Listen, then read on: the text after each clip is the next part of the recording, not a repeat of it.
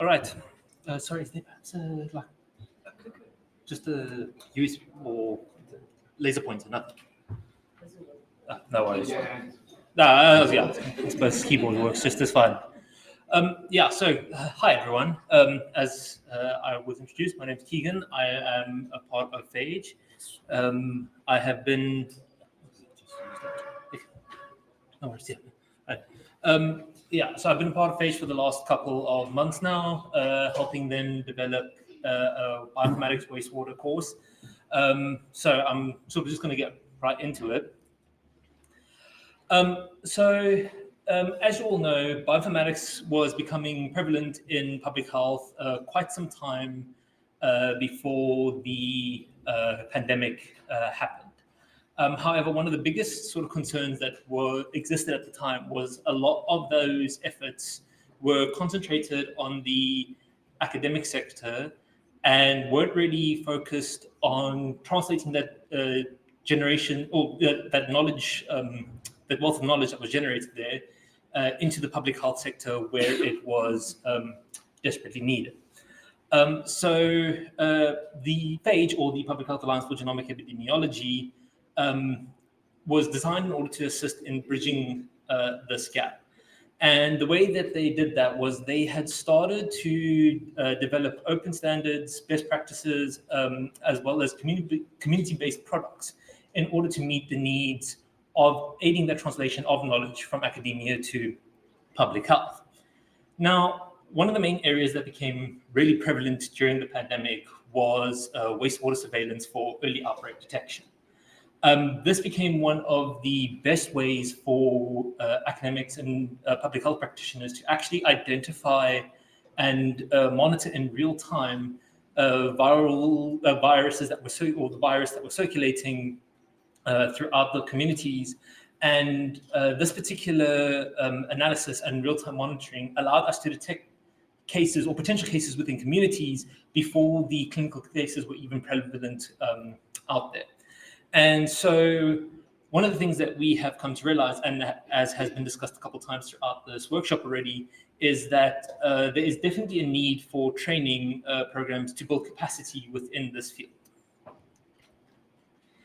So we have decided to design this course in a very specific manner so that participants from a diverse set of backgrounds are able to actually follow exactly what's going on from foundational concepts.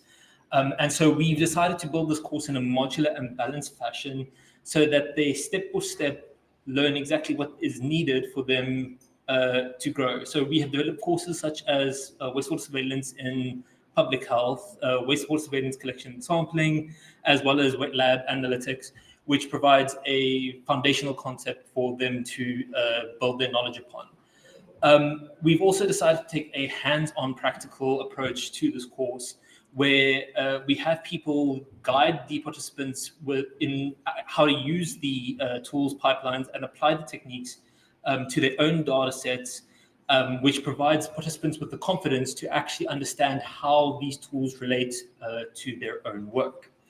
We've also decided to use a game-based learning approach, which is a highly effective way to actually directly engage with the participants, making the learning fun and exciting for them as they progress from the more foundational concepts to the more complicated and complex ones.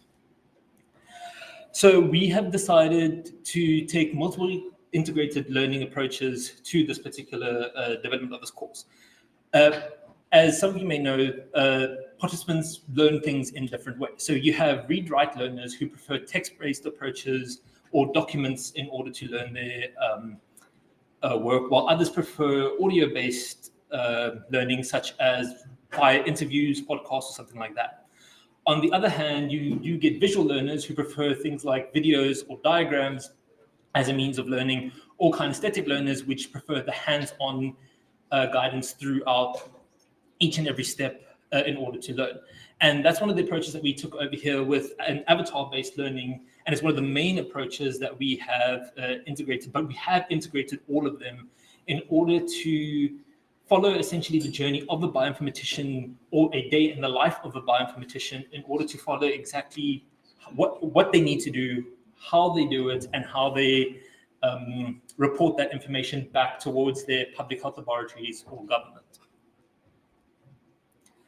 So we also decided to factor in the science of learning, which is focusing on the three main principles of learning. So firstly, we started off with some pedagogical approaches, which involves direct instruction from a subject matter expert or a person who has the most experience or knowledge in this particular field. This helps build the foundational knowledge in order to progress to the more complicated steps. So as I mentioned earlier, we have the three modules of wastewater surveillance and public health, wastewater sampling and collection, as well as wastewater wet lab analysis. And that provides a foundational knowledge of why wastewater surveillance is significant. And after that, they move on to the steps, which would be the bioinformatics stuff, such as data analysis, quality control, and associated techniques. And after that, we also decided to apply andragogy, which is the process of adult-based learning or problem-based learning. And this is very important because we do understand that the participants of this course often tend to come with their own professional backgrounds and their own experiences. And by implementing things such as case studies or full-on hands-on exercises relating to real-world scenarios, they understand how the work is specifically relevant to themselves and how they can apply it in their own work once they are completed with the course. And last week, we decided to follow the third principle of pedagogy, which is learner-driven assignments or learner-driven work, which is specifically where the participant of the course decides to take their own initiative in order to analyze and complete the work and build the knowledge that they feel is most necessary for them. And the way we've done this in this particular course is by allowing participants to build their own dashboards once they have completed the course. And this is going to be the capstone project of this entire course, where we either provide participants with data or they can use their own data. And once they have learned the tools, techniques, and analyses, they apply these tools and techniques, generate their own visualizations, and then report on those visualizations back to the course or to the instructors or the examiners. And the way that, or the advantage of doing a project like this is very beneficial. And we have seen it be very effective in some of the previous workshops and courses that we've run, because it specifically boosts skills through real world scenarios and real world applications in a very low risk environment where there is no severe danger of possibly accidentally causing sort of any downstream negative effects that might arise. So currently the website is in development, and if you guys would like to take a look at it, you can see, you can follow the QR code link over there. We have, as I mentioned, we have collaborated with several different members from academia and from public health itself. So we have ensured that this particular course is concise and actionable, because we want anybody who has taken this course to not only have these bioinformatics tools accessible for them, but for them to actually be able to apply those bioinformatics tools and techniques in the real world and have actual impact within their local communities. So I would just like to thank all of our collaborators from all of these various organizations. This work and this project would not have been possible. They work together to help not just give guidance towards exactly how the course should be shaped, but actually contributed directly towards the content itself, making sure that everything was concise, that it flowed properly, and that all the foundational concepts, as well as the concise and broader concepts and more advanced concepts, came together to create a fully concise course. Thank you very much.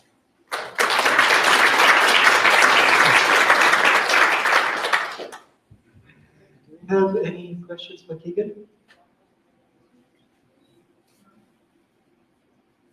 Okay, no questions. Thank you so much, Keaghan. Oh, sorry. We have one.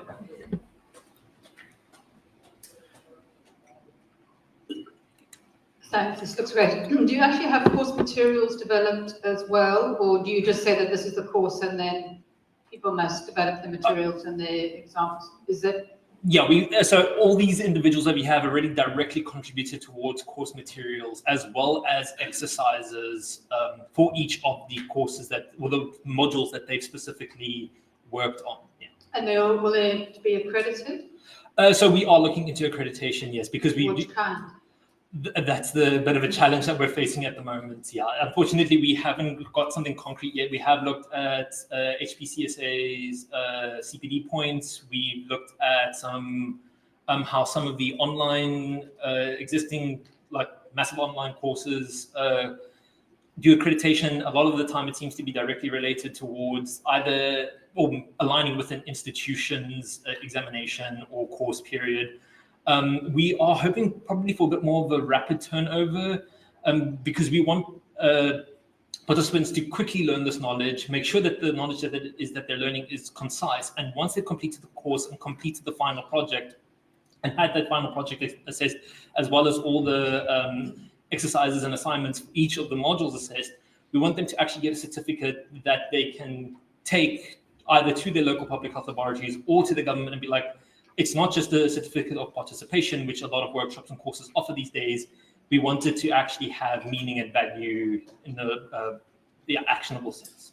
Yeah, so that accreditation, I guess, should be endorsed somehow by like Africa CDC or some sort of public health body. Yeah.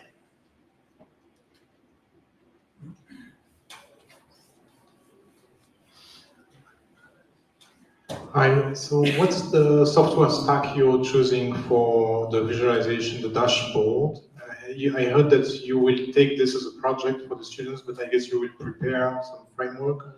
So we are currently using the Freya pipeline, which has automated, it does allow you to, once you perform all the analyses with the Freya pipeline, generate a very basic, simplistic dashboard.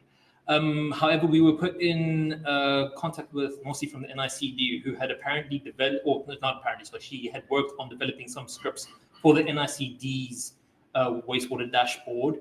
And we contacted one of our collaborators, George Kathinji, in order to, as a part of the advanced modules, develop a Nextflow workflow, which implements those scripts in order to develop a more advanced dashboard and a more interactive dashboard for participants to generate. So we want them to, after completing the standard Freya pipeline tutorial, they'll move on to either, depending on their need, because as I said, we developed this course in a modular fashion, so they might, if they don't already have Python scripting or Nextflow expertise, they would probably move on to that step of learning the deeper nuances of Python programming and Nextflow running, and then generate more advanced dashboards for them to be able to then implement on their end in their public health laboratories or government facilities when reporting. You haven't contemplated Shiny dashboards? We had thought about that at the moment, but when we already have tools that are developing the dashboard automatically and they are reporting, they're not just reporting the information in the dashboard, they actually provide the graphs and everything for each of the analysis. So if individuals want to take those outputs and then put into another dashboard, that's also fine.